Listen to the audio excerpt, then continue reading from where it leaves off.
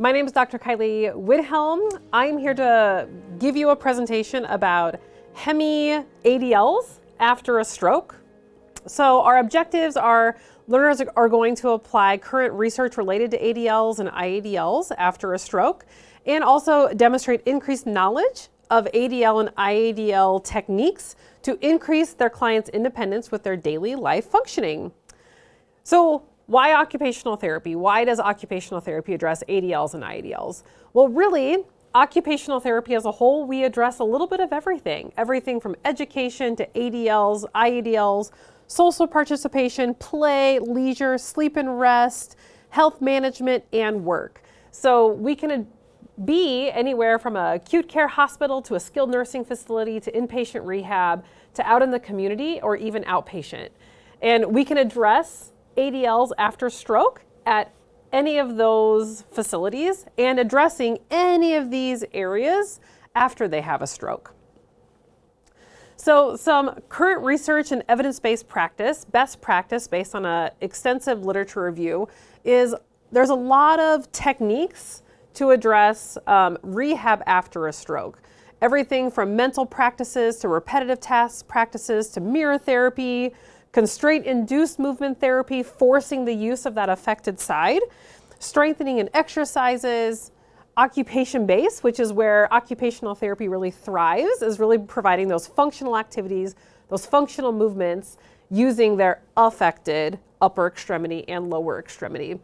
Mass practice, bilateral arm therapy, neuromuscular reeducation, and task-specific training. So to get into a little bit more of the details, we're just going to focus on activities of daily living. So first of all, what is that when I say ADLs? Everything you would do on a day-to-day basis, from bathing to brushing your teeth to getting dressed or even getting around and doing basic transfers and mobility, from toileting and eating. So after having a stroke, how would you go about doing some of these basic day-to-day things? The first thing I want to address from a research-based, philosophical-based approach is how are you using that affected upper extremity during those daily tasks? Is that affected upper extremity, is it completely non-functional, completely flaccid? And if that's the case, we want to bring it into the setting, bring it into the task as much as possible. From then becoming a dependent stabilizer. So maybe it isn't doing much, you place it there and it holds a toothbrush down, and then the unaffected upper extremity can do the other tasks at the same time, but you are purposely bringing it into the activity. To independent stabilizer, where the client can bring their affected upper extremity into the task, maybe can't do much with it, but they can bring it into the task. From a gross assist, being able to start using a little bit of those fingers, to a semi-functional of maybe doing a big grasp, to a functional assist, to having a fully functional upper extremity. So these fuel levels, I would challenge us as occupational therapists and practitioners to really use these terminology when we're doing activities of daily living, instrumental activities of daily living, to really encourage the use and involvement of the affected upper extremity. So there's two main kind of approaches when you start getting into ADLs. There's the compensatory technique, where you are officially now changing the activity, changing the environment to make it doable for that client. So the pro is that they quickly get independence. For example, I can take the cap off my toothbrush lid with my left hand only. I get it done, but that doesn't help me use my affected upper extremity. So that's a con. You learn not to use the affected upper extremity. Whereas the other approach is the neurorehabilitative approach, which means, yes, we want to use that affected upper extremity because you're teaching that upper extremity to be involved and to start moving, to start being involved, and it's rewiring the brain to use that side of the body as much as possible. So there's a time and a place for both compensatory and rehabilitative approaches, It's very dependent on the goals of the client and maybe safety at the time. So to kind of get into grading some of these activities, you may need to start somewhere really, really easy, where somewhere is in, some individual may be in a supine position to do lower body dressing. Easiest task to do in a supine kind of seated position. But to get it harder, you might now be sitting, or to get it even harder, you might be standing doing lower body dressing. So there is a process with grading these activities of making them easier for the client at the very beginning to then officially making it harder and harder and harder as they continue on. So for example, having the client go against gravity to bring their arm up to their head to brush their hair, versus going with gravity if they're laying down, bringing their arm up to brush their hair. So once again, from a rehabilitative approach, we really want to grade these activities with giving them that just right challenge that challenges the brain, challenges the neurons to reproduce and to do their ADLs, those basic activities of daily living, from an easier way every day, but incorporating the affected upper extremity as much as possible. In a similar way, there is also something that we as occupational therapists stole from our speech therapy friends, which is the cueing hierarchy. And that being everywhere from being the least intrusive with our clients of just saying, get out of bed, and them being able to do it completely independently without any of our help, all the way down to indirect verbal cueing, to direct verbal cues of move your leg, or maybe they need a gestural cue of move your leg here and pointing to a certain spot on the bed to move their leg towards. Or maybe they need a modeling where you show them how to move their leg over to get to the edge of the bed.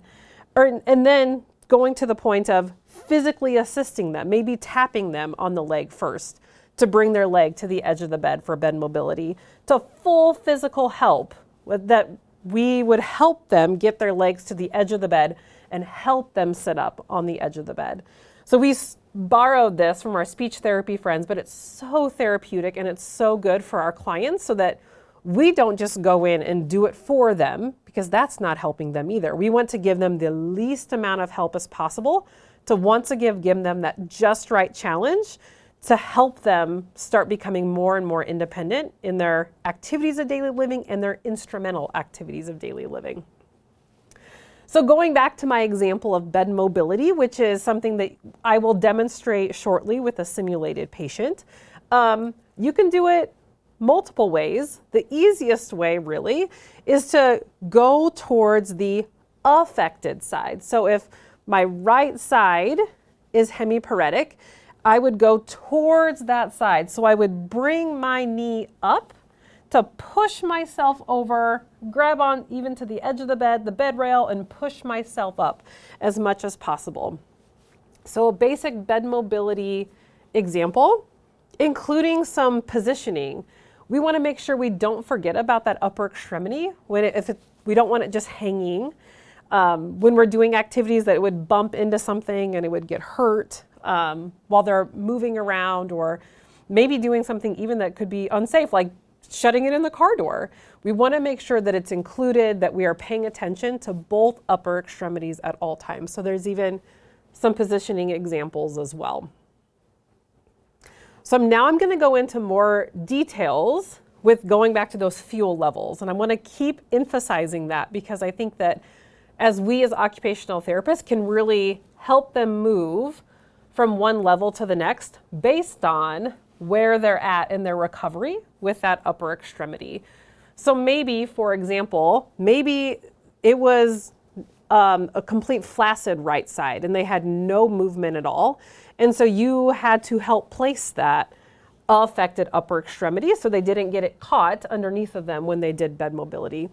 Or maybe they're at a semi-functional place where they can move their arm out of the way themselves and bring them up to the edge of the bed and maybe even push off the edge of the bed a little bit. And that's our job as therapists, to really emphasize what level they're at, not just in basic bed mobility and mobility, but some other ADLs as well. such as grooming, for example. Bringing that upper extremity in to be a maybe semi-functional assist of holding the toothbrush in their hand. Maybe it's not fully functional, but it's functional enough that it can hold it to use their unaffected upper extremity to put toothpaste on the toothbrush. And maybe they try to brush their teeth a little bit, but maybe they don't have enough of the range of motion and of the maybe of the control that they need to do it well. And so maybe that's when they switch to their unaffected side to finish toothbrushing, for example. Or maybe even brushing their hair, making sure they get to both sides and using a hand-over-hand technique with themselves to keep their upper extremity involved in any of the activities of their daily living. So oral cares to grooming, going back to those fuel levels on how much of assist can that affected upper extremity help during those activities. Two more examples would be upper body dressing and lower body dressing. Let's start with upper body dressing. It is so important to really try to get that affected upper extremity dressed first. If you're putting on a jacket or putting on a coat or something like that, to dress the affected side first, because then you can use your unaffected side to reach around and get the other arm in as easily as possible. Some other just adaptive equipment you may need to use, or the client may need to use, as button hooks if they can't totally button enough or completely zip the way they need to because they don't have enough of that fully functional arm back yet. Moving on to lower body dressing, doing things like the figure 4 technique, which is bringing a foot up and getting dressed so that they don't have to lean all the way down. They may have to use their unaffected side to get their affected leg up higher because they don't have that control to bring it up to get that sock on the other side. And teaching them to open the sock up with their unaffected side to get the sock over their toes, or doing the one-handed shoe tying techniques, or not doing shoe tying at all, depending on what level they're at and where they're at the time, and doing something else like Velcro shoes instead. So these are a couple examples. It's very dependent on, once again, I'm going back to those fuel levels again. How much can that affected upper extremity help? These are two examples of two YouTube videos of how to do some additional dressing techniques, doing upper body dressing and lower body dressing with a Hemi technique.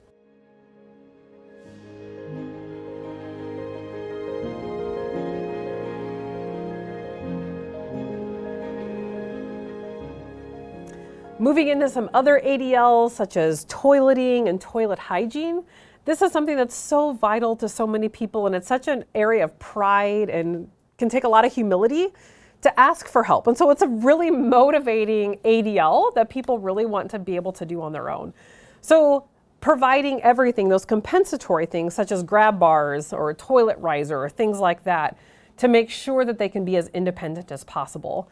But then also going into toilet hygiene. If you are right-handed and you usually wipe right-handed, can they flip to the left hand and be able to wipe with their left hand instead? So maybe you need to explore toilet tongs or a bottom buddy or things like that. Transfers, again, very dependent on where they're at in their recovery. You could do the low bottom transfers that I'm going to demonstrate in the simulated patient experience. You can do a standing transfer where they stand up and they walk over to their chair, very dependent on where they're at. It's so good as much as possible to really emphasize their affected side, using the affected side as much as possible. And once again, using adaptive equipment as needed, such as grab bars, maybe a pole, a Hemi walker, a cane, things like that, whatever gives them the most stability as possible. The last ADL that I'm going to go into is bathing. These transfers can be tricky. The floor is wet. You want to make sure they stay safe. You don't want them to fall. So you really want to look at, what do they have on their feet, what's wet, what's dry. And you really want them to be able to be as independent as possible. It's another area of really a lot of humility for clients.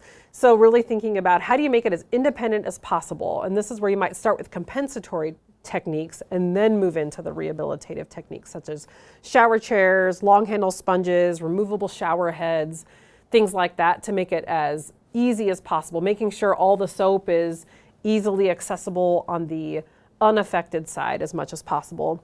There's another video of doing a shower transfer if you're interested coming from a wheelchair. Note the footrests were removed prior to approaching the tub because of limited space. Cue the client to help as much as possible. The caregiver assists the client in moving forward with a hand on the affected hip, not the gait belt.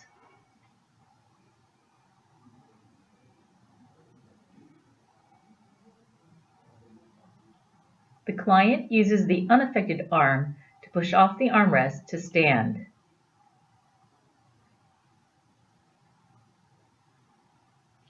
After pivoting, the client then reaches back to the tub bench to lower herself down. The client then scoots back on the tub bench.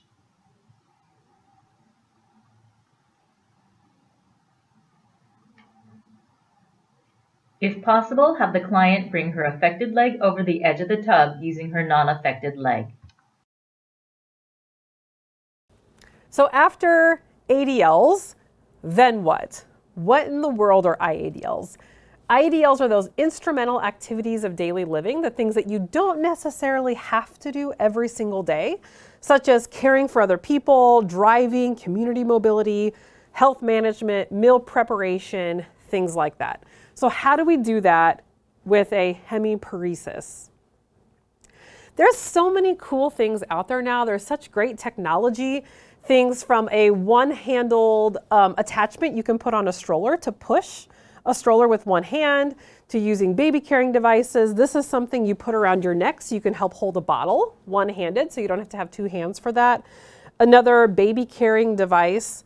There are so many things that are out there, even on Amazon now, that are so accessible to make it so much easier for individuals after having a stroke. One of the hardest things for individuals with hemiparesis is zippers. So do not get zippers on babies' clothes because it's the hardest thing for them to do. So we're looking at buttons, things that they can really emphasize their independence with one hand as much as possible. There's also really great technology now with med management. This is a really cool app that lights up which pill they need to take at what time and how many they should take at what time. So for example, they need to take one pill right now of this one and 2 pills of this. And it's all based on an app, which is really great.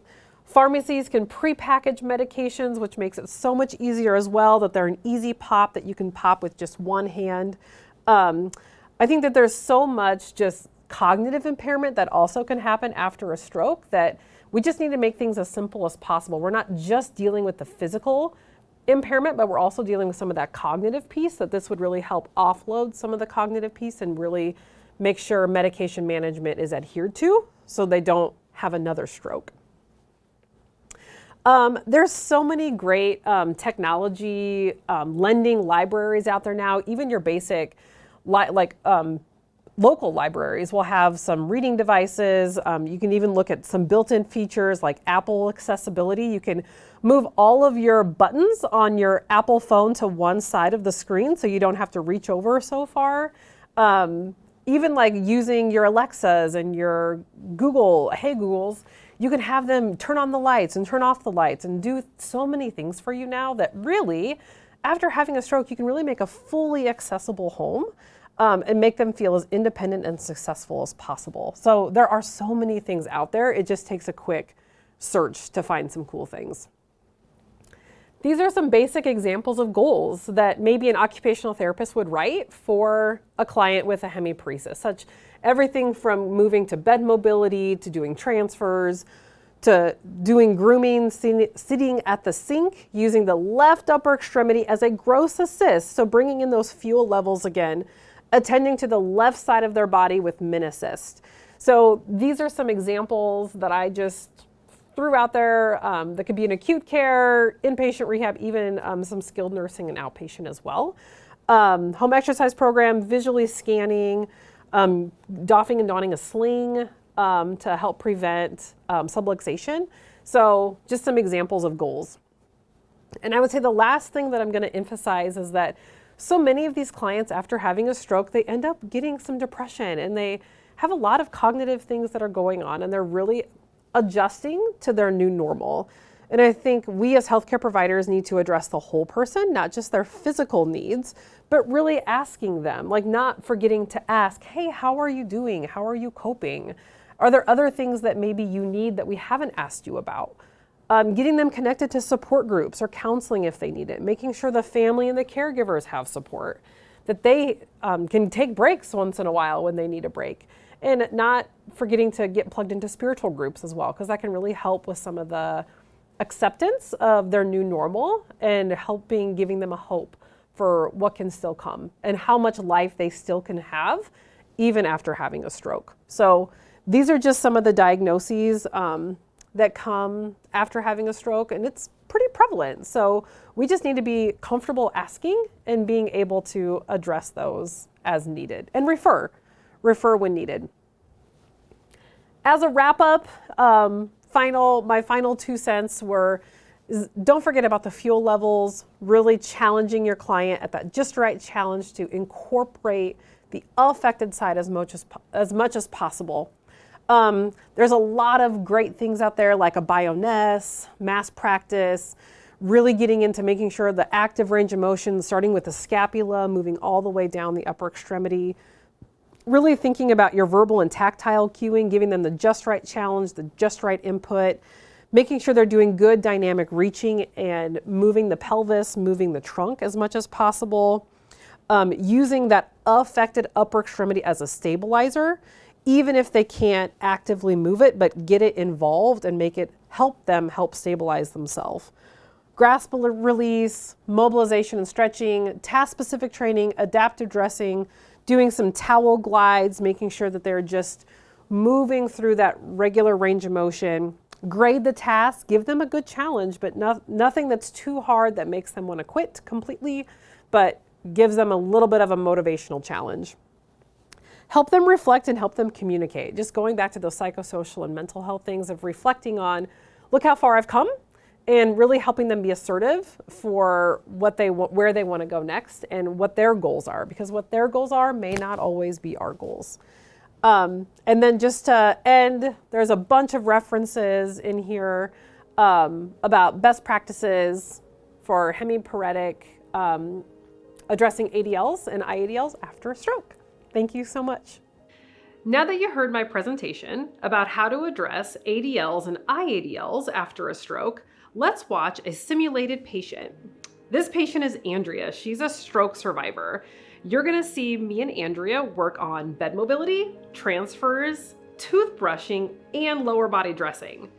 Andrea is more advanced, so you would want to use a gait belt during her transfer, but she's also still a great patient to demonstrate all of the other aspects of how to address ADLs with hemiparesis.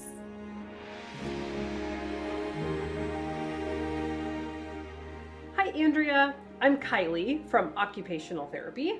I'm here to help get you up, brush your teeth, get dressed, and get into a wheelchair. Is that okay with you today? Okay. Awesome. We're going to start with getting you up out of bed. So I'm going to steal your blanket. I'm going to move that out of the way. And we're going to start with you bringing this knee up. Can you bend? And I'm going to have you reach over with this hand onto the bed rail and push yourself over and push on up from the bed. Great. And you can reposition yourself. Perfect. Okay. And are you okay if I sit next to you in your bed? Yeah. Awesome. We're gonna put your socks on so you don't have to put your feet on this floor. I know. Not fun, huh? So for your strong leg, which is this leg right here, I would like to see how you can put your sock on this leg. Okay.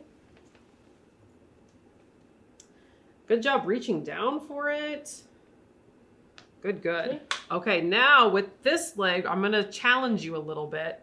Can you bring this leg up a little bit? There we go. And reach down to put that sock on. Okay. Very good. Okay. Great. And you can put those legs down. Okay. Now that you got your socks on, Yep. why don't we brush your teeth a little bit? Is that okay with you, Andrea? Yep. All right, I'm gonna sit right next to you if that's all right with you. Yep. And I want to see how much we can use this right arm of yours while brushing your teeth. So we're gonna bring it up here. Can you grab this toothbrush out? Yeah, you can use your left hand for that. How much can you grab onto your toothbrush with this right hand? Oh, good. Good, good, good. Okay, now with your other hand, can you get the lid off of that? Okay. And we're gonna put the toothpaste on there. I know this is the hard part, so I'm gonna help keep it stable for you. Okay. Thank you. You're welcome. There, okay. And I know this isn't how you might typically do it, but for now, do you like to get your toothbrush wet before you brush your teeth? Yep. Yes? Okay. Do you want to do a little dip to get it wet in there? Yep. And I'm gonna help you a little bit. We're gonna dip. Good job. All right. How much can you brush your teeth with this right hand? There you go. Good. Do you want to try your other hand too? Let's use your other hand. Want to use your left also? Oh, dang it. That's what we got the washcloth for. Don't worry. Okay. There. You want to use your left hand? Go ahead. There. Good. And then when you're ready, I'm going to make you use this right hand to hang on to this spit cup to spit into it. Oh, good job. Good job getting your fingers out. There you go. Good. Now you can take your toothbrush out and spit into there. Very good. Okay. You can set your toothbrush down on the table. And do you want to rinse your mouth out? There you go. I like to rinse my mouth out after I brush my teeth. Good. Okay, now we're going to carefully let go of this. Good job. Do we need to wipe your mouth off at all or your hand? Very good. How about your hand? Is it wet? Is it okay? Yeah. That's good? Okay. Good job. Okay, thank you.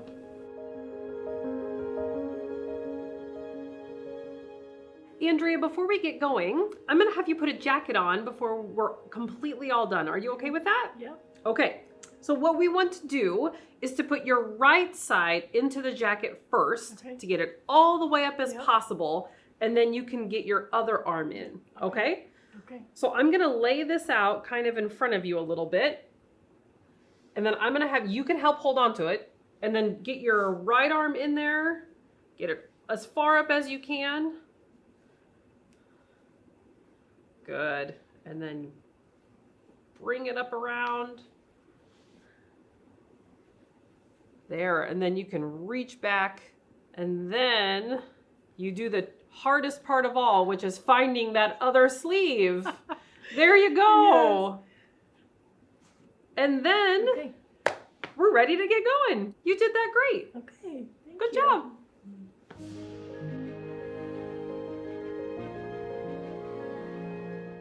Andrea, now that you're dressed and ready to go, I would like to help get you into your wheelchair for the rest of your day. Is that okay with you? Okay. Great. I'm going to start by just getting the wheelchair ready a little bit by getting this armrest out of the way. And then we're also going to remove this leg rest and get that out of the way.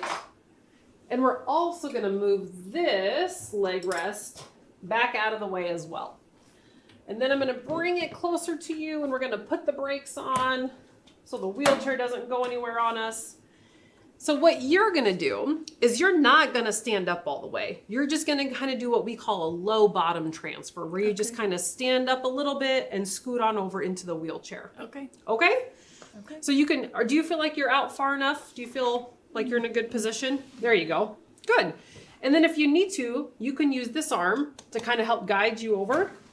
And I'll be here to help guide this side. Okay. Okay, go ahead.